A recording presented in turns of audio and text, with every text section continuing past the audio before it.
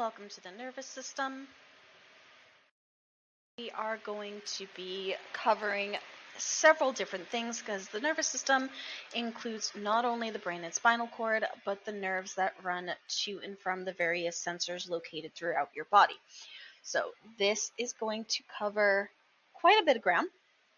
We are going to stick to the basics though, so let's get started. All right, so first and foremost, what is the purpose of the nervous system? The nervous system's purpose is communication. It is going to communicate using an electrical system. We will cover this in more detail in physiology, where we will go over what exactly that electrical communication looks like. But it is an electrical communication system.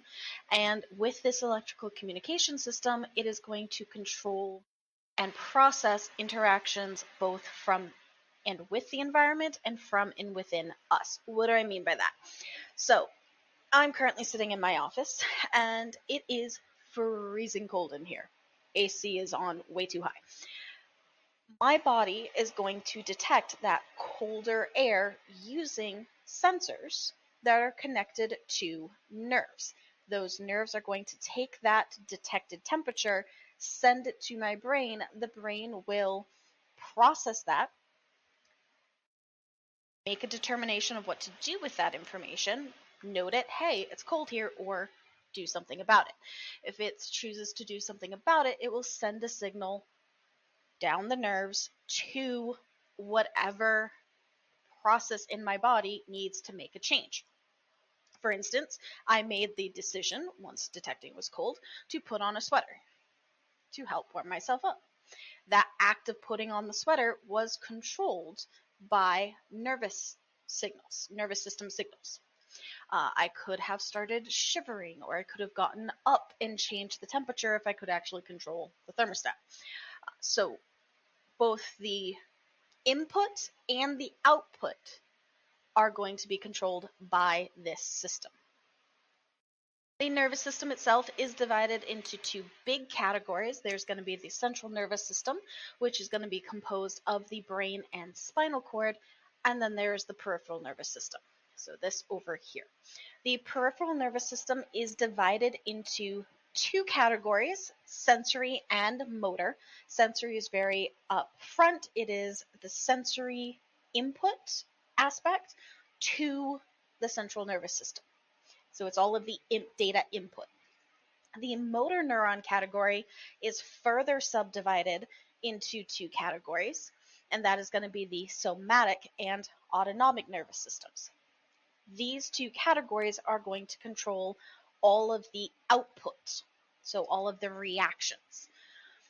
Somatic nervous system is what we are able to control. It is our voluntary movement, so me getting up and walking over to a thermostat, me putting on a sweater, me deciding to walk outside, drive, anything that I can consciously control, that is going to be the somatic nervous system. The autonomic nervous system is everything that is involuntary, things I can't control. What can't I control? I can't control my blood pressure. I can't control my heart rate, my breath rate. I can't control my digestive processes. I can't control the act of seeing. No, actually, that's a bad example. I can't control pretty much anything internal. Anything internal is pretty uncontrollable. Skeletal muscles are really the only thing that we can control.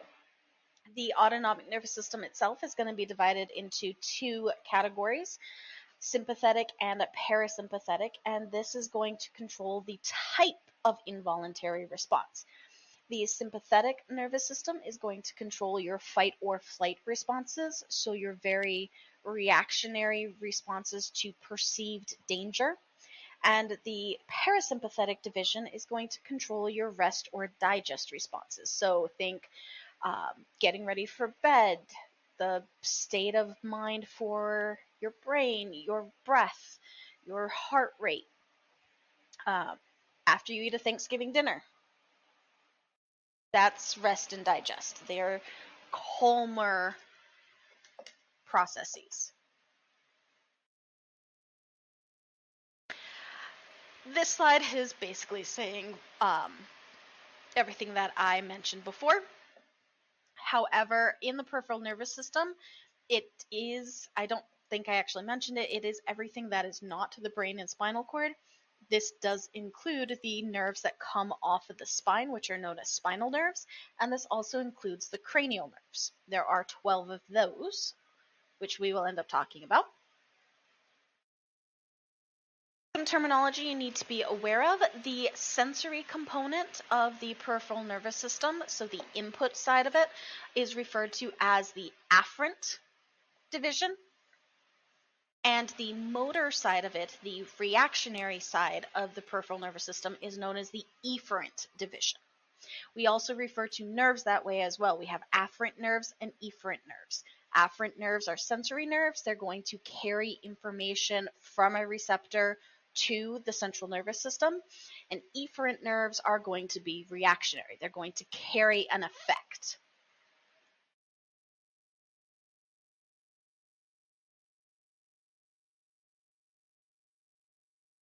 This is a further word version of that diagram that I talked about earlier. And here is the last of that.